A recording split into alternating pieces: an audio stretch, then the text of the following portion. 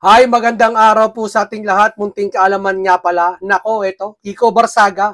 Tila yata sinasabi dito, Marcos will have no choice but to declare martial law tomorrow, prepared accordingly. Yeah? Ito kasi yung araw-arawin daw ata to hindi ko alam kung araw-araw na magkakaroon ng rally dun sa mga mayayamang subdivision, sabi ni Kiko Barsaga. Hindi natin alam kung every other day o araw-araw, no? Hindi natin alam kung anong sinabi niya kasi sa balita na araw-araw nilang gagawin o palagi nila gagawin ito, no, para kakalampagin itong mga nanguha allegedly sa ating kabanang bayan, no. Sa akin naman hindi ako galit kay Kiko No, hindi ko lubos na kaya na to pero pabor ako sa ginagawa niya. Bakit? Di ba sabi ko nga sa inyo mga nakaraan, sawa na yung tao sa investigasyon. Ayaw na ng tao mabilisan. Anak ng teting yung ang kariton nahuli. Kinuli kagad. Yung mangga nagnakaw na mangga, kinulong kagad. Yung vlogger na nag-post na sinabing headshot yata yun, no? Ay masama naman yung ginawa niya, no? Kasi sa headshot sa Pangulo. Hindi naman maganda yung ginawa niya siguro, pero napaliwanag naman niya, hindi naman talaga headshot yung karatolan ng Bogo nakatapat dun sa Pangulo. No? Pero ang sinabi, at yata ng netizen, nahuli, kinasuhan yata or inaresto yata. Sabi ng iba, buti pa yun. Samantalang ito mga to, ni banggitin man lang hindi mabanggit, hindi matawag-tawag No? Kaya hindi natin malabo kung, sabagay, hindi naman magdideclare ng martial to si Junior Hindi po magdideclare yan, Congressman. Kahit anong mangyari kasi, ikabababa niya yan martial law. Tsaka hindi papayag ang taong bayan. Di ba? Yan ang parang opinion ko Okay, ito. Tignan natin itong John Vic. Nakakatawa. Kasi alam niyo bakit? Tila naging sikyo si John Vic doon sa pagkakataong iyon talagang magdamag siya doon alam ko Tapos nung pumunta daw sa atas si Kiko, hindi nakita ni Kiko doon. John Vic nagmistulang sikyo ng Forbes Park. Binabantayan siguro si Romualdez. Bakit doon siya? No? Bakit yung rally ng 21, nandoon niya siya noong 21, no? Pero hindi siya pumunta sa Mindiola no? Ito. Agaw pansin ang personal na nagbabantay si DILG Secretary John Vic Remulla sa mismong gate ng Forbes Park nitong gabi ng October 12, ilang oras bago ang nakatakdang kilos protesta ni Congressman Miao Barsaga. Sa gitna ng tensyon at banta ng protesta kontra korupsyon, nakuhanan si Remulla na tila nag-iinspeksyon sa harap ng eksklusibong subdivision kung saan naroon ang mga mansyon ni Saldico at Martin Romualdez. Wow! Personal! Ang ganda pa naman sabi ng iba, ang ganda ng security guard. DILG. Matikas daw. Na parehong tinutukoy ni Barsaga bilang ugat ng korupsyon. Ayon sa mga netizen, ang kilos ni Remulla ay mistulang pagsisilbi sa ilang makapangyarihan sa halip sa sambayan ng Pilipino, kaya agad siyang binansagang sikyo ng Forbes Park. Di ba? Dapat to, DILG, dapat hindi ka na naroon. Alam niyo bakit? Ayaw mo man sa hindi na mabigyan ng kulay yung nandoon ka, yun din ang iisipin ng tao, ba't nandoon ka? Para saan? Bakit? May gulo ba? Yung malapit na nagkaroon ng tension, nandun ka ba? Nagpakita ka ba? Hindi naman Ba't nandun ka? Di ba? Papapakita ba ng pampa-impress ba yan sa mga mayayaman nakatira sa Forbes? Na talagang na sila ay safe? Hindi naman po Di ba? Dapat hindi ka na pumunta doon. Di ba? Lalo na asar sa'yo yung taong bayan sa ginagawa mo. Tilang proteksyon ka. Dyan nga sa mga pulis na asar ng iba Eto ang mga pulis walang kasalanan. Ginagawa na lang trabaho nila. Pero kasi ang masama dito, tila yung kinikilos na mga nakaupo na miminuno sa atin, para bang akala nila, yung nangyayari na to, kalokohan. Di ba? Yung mga bayarang vlogger, ang sinasabi, nagrarallyhan niya kayo para maupo si Sara. Uy! Walang ganun! Walang ganun. Palabas lang ng dilawan yon. Ang sinasabi ng dilawan, ayaw nilang ma-impeach si BBM kasi uupo si Sara. Yun ang pagkakaalam ko. Pero wala siya sabi na yung rally-rally na yan, siguro ngayon lang, BBM resign. Pero para si BBM talaga totally pabagsakin. Kaya nagrarally itong mga iba't ibang tao ngayon sa Pilipinas. Kasama na siguro yung mga lindol. Totoo lang. First time to. Nangyari, nagkakalindol sabay-sabay. Sunod-sunod, Luzon, Visayas, Mindanao. Ngayon lang nangyari ito sa tala ng buhay ko. Ako, kayo mga nanay tatay. Ngayon lang nangyari to na sunod-sunod ang paglilindol. Bakit? Kasi sa Biblia kasi nangingialam ang Panginoon kapag napuno na ang salok. Di ba? Para sa bayan. Di ba? Iniingatan niya. Kasi to Christian counter to eh. Di ba? Hindi malabo, hindi malayo. Na kung bakit lumilindol, may mga taong dapat managot pero pinatatakpan ng gobyerno. Ika nga, pinalilindol ng Diyos kasi nililiglig niya kayo. Di ba? Tama yung hawig sabi ni Bato nakaraan eh. Hanggat si Saldi hindi na uwi, baka palindulin. Ayun naman, haka-haka lang yun. Pero may katotohanan yun pagdating sa banal na kasulatan. Yung mga makasalanan na nakaka-apekto sa mga bayan dito sa Pilipinas. O ngayon ito, tingnan natin ito iba. Ito, Guanzon, buwisit ang mga legit na mayayaman. Guanzon, buwisit ang mga legit na mayaman sa Forbes na damay sa mga Crocs. Hindi kasi po, ito sa mga nanonood dyan na taga-Forbes, kayo po, hindi kayo madadamay. Dahil nagsalita na po si Kiko Barsaga na hindi kayo idadamay.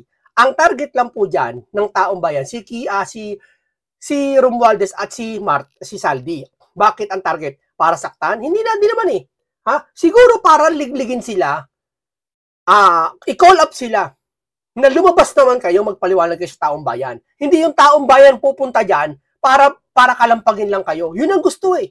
Kayo mga taga-Forbes, huwag kayo mag-alala. Hindi kayo madadamay dyan. May nasaktan ba sa inyo? May nambato ba dyan? Wala naman eh. Bakit? Pangunguna kasi ni Kiko yan eh. Maayos po ang pangunguna ni Kiko ng rally.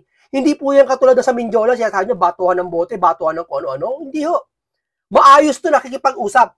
Kung ganun pala, na maayos nakikipag-usap si Kiko Barsaga sa inyo, bakit hindi nyo sagutin ng maayos sa Romualdez pati Saldi ko? Bakit patuloy kayo? Lumipas na ang araw, kagabi yan. Dapat ngayong umaga may sagot na kayo eh. Di ba gaya naman talaga sa media? Pag inatake ka ng isang personalidad, bukas may sagot ka. O ganito. Walang sagot eh. At hindi lang yan. 3 buwan na po nagtitiis ang tao sa investigasyon na yan. Walang sagot yung dalawang ito. Anong sagot yung dalawa? Nasaan kayo? Sige nga. Kaya huwag kayong magtaka kung yung taong bayan lumabas yan at magalit sa inyo. Di ba? Ito ang reaksyon ni dating COMELEC ng COA Commission Attorney Rowena Guanzon na nangyari kilos protesta sa pinangungunahan ni Congress Miao Barsaga sa Forbes Park nitong October 12, 2025. Tila dinamay pa umano ang mga lehitimong negosyanteng matagal nang nakatira sa eksklusibong subdivision ng ilang politikong nakabili ng mansyon sa Forbes Park gamit ang umunong ninakaw na pera ng bayan. Ayon kay Guanzon, I am sure, busit na busit yung mga mayayaman na may legit na business sa mga kapitbahay nila ng mga politiko na yung pambili sa bahay ng Forbes ay galing sa ninakaw na pera ng gobyerno. Nananahimik sila tapos nadamay sa mga crocodile. Yung mga kapitbahay po dyan, hindi naman kayo nagugulo eh. Siguro naapektuhan lang kayo dahil sa dalawang ito. Di ba? Yan po yan. Mapapasuko mo ba yung dalawa na yan? Hindi. Dapat sa pangunguna ng leader ng bansa. Junior, mangilam ka naman. Hindi yung puro trabaho ka. Tandaan mo sa isang trabaho, hindi puro trabaho. Ibig ko pala sabihin sa opisina, puro trabaho ka lang. May nag-aaway na doon sa opisina mo, hindi mo inaawat. Halimbawa, ikaw department head ng office mo, ha? Ikaw department head ng office mo. Yung staff mo nagkakagulo na, nag-aaway sa labas. Hindi ka ba mamamagitan? Oy, teka muna, ba't kayo nag-aaway? Oy, teka muna, bakit kayo nagkakaganyan? Wala kami narinig sa inyo, Junior eh. Di ho ba? Yun ang gusto namin marinig sa inyo. Hindi lumabas si Remulla natakot. Di ba? Hindi natakot yata eh. Di ba? Natakot yata eh. Naduwag si Remulla kay Kiko. Di ba? Habang pinangungunahan ni Congressman Miao Barsaga ang pagharap sa mga PNP Ground Commander ng Buendia Gate ng Forbes Park bago maghingating gabi ng October 12, ibinunyag niyang hindi umano humarap si DILG Secretary John Vic Remulla. Hindi lumabas si Remulla, natakot.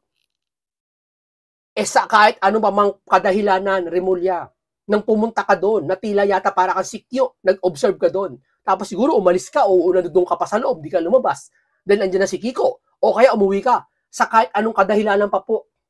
Dapat humarap ka sa mga nag-rally o kaya kausapin mo si Kiko. Wala kayo eh. Para mo lumalabas, pinalalabas mo yung mga nag-rally para sa korupsyon, masama pa. Tama, mali. Para man lumalabas dito, lumilitaw yung mga nag-rally dyan na para sa korupsyon, masasama sila. Diba? Paano yung mga sumisimpatya dyan katulad na napakaraming tao ngayon sa social media? Hindi man pumunta dyan pero sumisimpatya kay Kiko. Ibig sabihin ba lahat yun mali? Ang katwiran nila, panagutin lahat ng korupsyon? Dapat di ka na pumunta diyan, John Vic, 'di ba? O dumako na po tayo dito sa ating sa ating tatalakayin, no. Pakinggan po natin si Kiko. Ito po si Kiko, talagang star of the night. Talagang alam mo, batang-bata to si Kiko pero nakapag-iisip ng ganito. Ito ang hinihintay ng taong bayan na mismong politiko ang may sala pero politiko din ang gagawa ng paraan. Hindi sino gumagawa ng paraan? Yung mga tuta ni Romualdez doon sa Senado. 'Di ba? O, yan si School Bukol at si Boy Tago. Hindi ko ba? Si Pisot. Si Ping, si Soto. O, bakit nyo hanggang ngayon wala kayong magawa niya ng Blue Ribbon? Meron bang pagdinig? Tila yata wala kami narinig na ngayon. O eto, politiko to, batang-bata, naisip niya to. Yung mga dalawang tumanda doon sa Senado, naisip ba to? Naisip ba to na lumabas kayo? Hindi. Mabuti pa yung congressman, iba pang congressman, bakit yung ibang congressman nananahimik? Bakit ito lumalabas? Binayaran ba to? Hindi niya kailangan ng pera. Bakit lumalabas yan? DDS? Isang tabi niyo muna yung DDS, pero ba't siya lumabas? Anong layunin? Dahil sa korupsyon. Sa mga politiko ba, mayroong katulad dito ni Kiko Barsaga? Wala. Meron isa nakikipaglaban sa korupsyon, si Senator Dante Marcoleta. Anong ginawa nyo? Pinatalsik nyo. Diba? Panoorin natin to. Panoorin natin.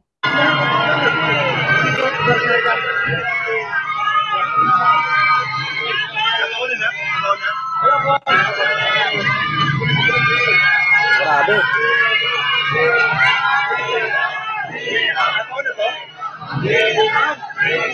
Grabe, nagkakagulo.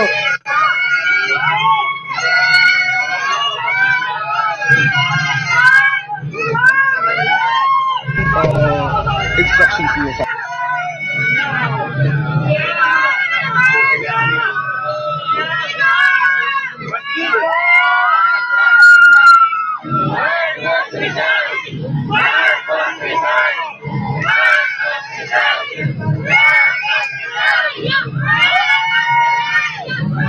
Yan daw, konti daw pumunta dyan. Oo, sige, pagpalagay natin mga 200 to 300 lang yan, konti yan sa mas inaasahan.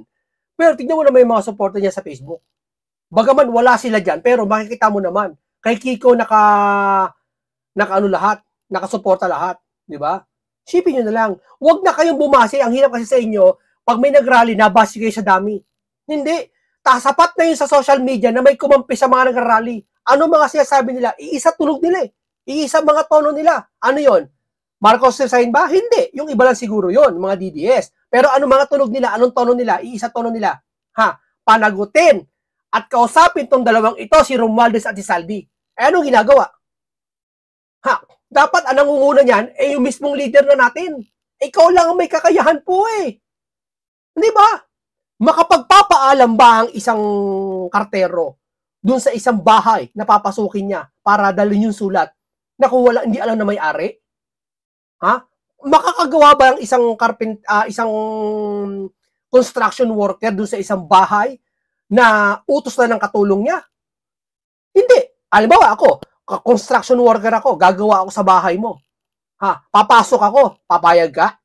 Dapat alam na may-ari. Kahit pumayag yung katulong mo o yung katiwala mo sa bahay mo na papasukin ako, ipapaalam pa rin sa may-ari na ako'y papasok doon para gumawa sa bahay mo. Tama? So dapat ang may kakayahan doon, sa madaling salita, ang may power dyan, ang may kakayahan para ang isang empleyado o isang katrabaho mo na inappoint mo bilang House Speaker dati, ikaw din ang may responsibilidad dito na kausapin yung tao na yon. Kaso walang ginagawa eh. Ano ginagawa? Trabaho lang? Hindi namin kailangan trabaho lang kasi sa isang empleyado, normal lang katrabaho. Diba?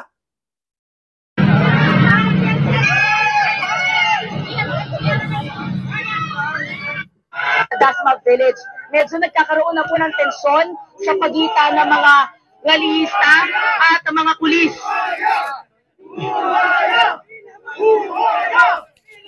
Pinapanawagan po nila yung korupsyon na nangyayari sa gobyerno, yung flood control projects at yung pagbitiw daw po ni Pangulong Bongbong Marcos. Kanina po kasama rin po nila dito si Congressman Kiko Barsaga. Pakinggan po natin ang ilan sa kanyang mga pahayag. Kasi pag kinumpara mo yung mga speech ni BBM noong 2022 at noong 2025, then they're very different people. Kasi pag nakita mo yung mga pinagsasabi ni BBM ngayon, it's very chaotic, very unsure. Pero nung 2022, at that time, no one could have blamed anyone for believing in him because he actually had a vision of unity and a vision of hope for a future. Now, sobrang dami nang nawala ng tiwala sa kanya, and I think it's time for him to resign. Oh, tapos yung mga loyalista niya, hindi, mas dumadami daw tiwala ng tao. Hindi, ako nga dati, BBM ako eh. Binoto ko pa yan eh. Pero ngayon, bakit ako, hindi naman ako against sa kanya. Nawalan ako ng gana sa kanya at sinasabi ko, dinidetail ko sa inyo kung ano ayaw ko kay BBM. Di ba? Unang-una ito. Ayaw ko sa kanya dahil una, hindi niya pinangungunahan yung dapat pangunahan. Di ba? Oh. Maybe he was a good person back then, pero masyado siyang natakot na baka mapatalsik siya ulit. So he tried to collect all the resources for himself so that he will always have power. Hindi natin alam.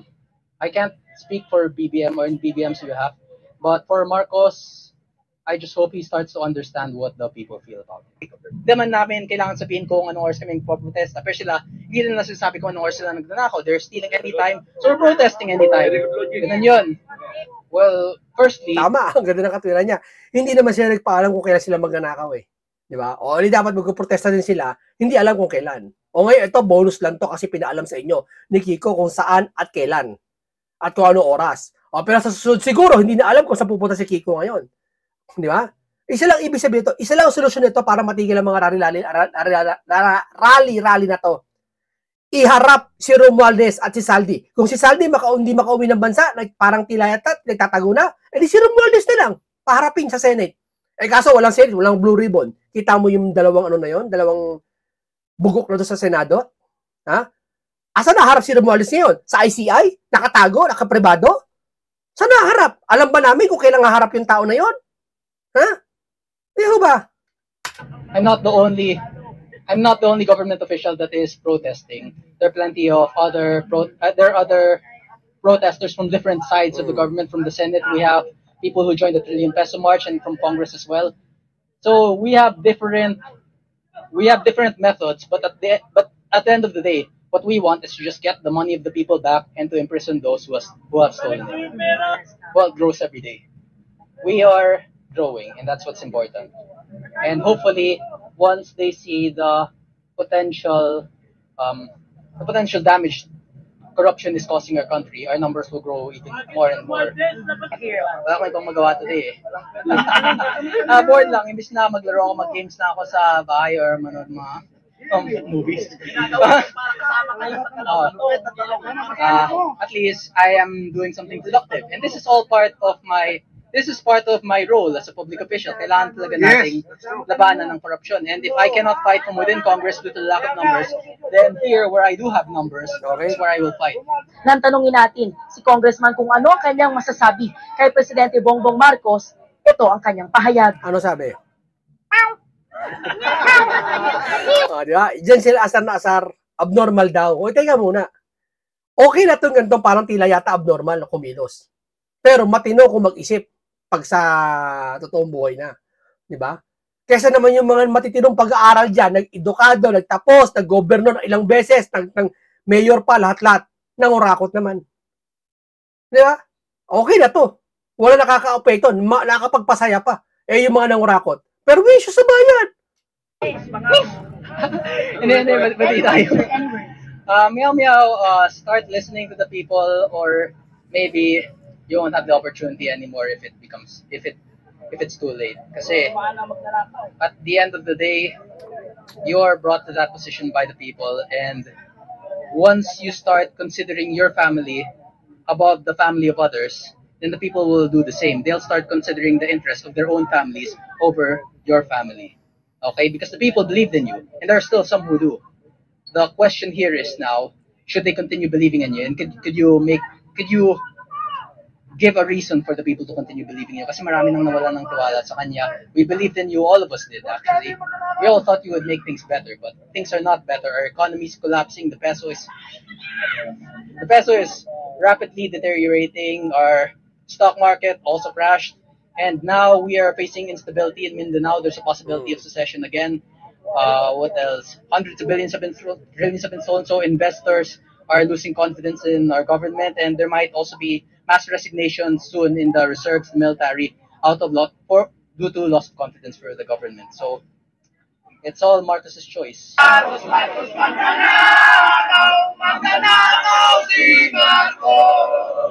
Kaya, hindi mo pipigilan yung tao.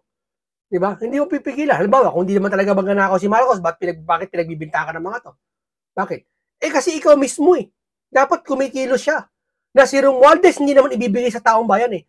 Papaliwanagin lang. Bagay na hanggang ngayon hindi nangyayari. Tama, mali. Diba? Kaya ito ang refleksyon. Kaya hindi mo masisisi yung taong bayan kung may Marcos resign, bagaman mali yung ginagawa nila, pero yun ang kanilang opinion eh. Kasi yun ang bunga ng ginagawa ng administrasyon.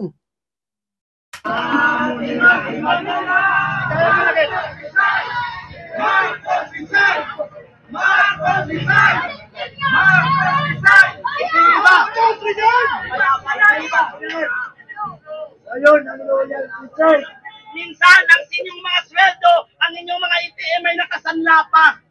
Dahil sa mga kagagawan ng mga politiko nating magnanakaw. Kailan pa kayo magising sa katotohanan?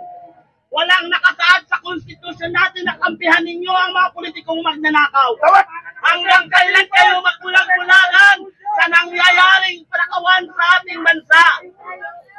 Mga anak ninyo, mga asawa ninyo, naapektuhan din. Hindi po kami galit sa mga kapulisan.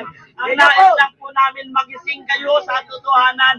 Gamitin ang puso, huwag ang utak. Huwag kayo magpadala sa perang ibabayan sa inyo ng mga magnanakaw na politiko. Reminder, hindi natin kaaway itong mga kapatid natin pulis. Tama! Hindi natin sila kaaway. Tama! Tama! Kaya sila nandito, tumutupad sila sa kanilang mga tungkulin. Tama! Ang kaaway natin, 2 tao lang sa loob. Sino yun? Kilala nyo na yun. Ay, hindi ko kilala. And Saldico! Ayun. Hindi pa nababanggit ang pangalan. Huwag kayo matakot dyan. Unang-unang hindi naman sila pagbibintangan eh. Tatanungin na naman eh. Ako binabanggit ko pangalan dalawa, hindi para pagbintangan. Diba? Hindi naman sila guilty. Diba? Para sa akin eh. Kaso nga lang, gusto ko maimbitahan sila sa Senate, si Martin at si Saldi. Diba? Marcos! Kasama pa si Sandra Marcos. Tama yan. Medyo nawala lang po yung linya, no? ng kapulisan dito nung sumakay po sa kanyang sasakyan si Congressman Kiko Barzaga. Kaya nakikita po ninyo, nagpo-form po ulit ng linya yung ating PNP. Makisuyo na lang po ako sa inyo, makisuyo. Makisuyo po, tayo po ay pakisamahan. Pakisamahan po tayo. Makisuyo naman ako sa inyo. Sa mga oras na ito po, no, mag-aalas 12. Grabe. Ay nadagdagan po. Sabi nila, alas 2 daw ata tapos siya, alas 3. Yung kapulisan dito sa Dasma Village at nag-iingay po muli itong mga rallyista.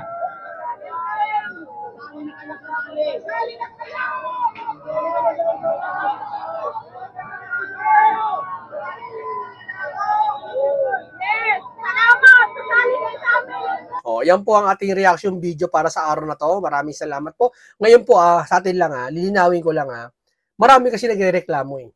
Yung magnagnakaw ng mangga, bagaman pagnanakaw pa rin yun, pero mas nauuna yun. Sabi ng iba, yung nag-post daw ng kay BBM, hinuli ng NBI. O bagaman mali yun. Nag-post siya ng ganong, na-misinterpret ng ganon. Pero, mas nauna pa daw hulihin yun kaysa sa mga ito. Hindi naman to huhulihin gusto ng taong bayan eh. Eto lang, hindi naman basta sila huhulihin sila Romualdez eh. Ang gusto naman nila, tanungin, ano na ba? Nasa ICI ba to? Ano to? Wala nga pagdinig ng Blue Ribbon eh. Diba? Nalilito ang taong bayan. Hindi, para bang anong nangyayari ngayon, hindi na doon nakapokus sa ano bang pangyayari sa flood control. Kumbaga, nakapokus na ang taong bayan kung paano itong dalawang ito ay makausap man lang. Hindi, daig pa executive, ng presidente. Diba? Salamat po ng napakarami sa inyong lahat. Mabuhay lahat kayo.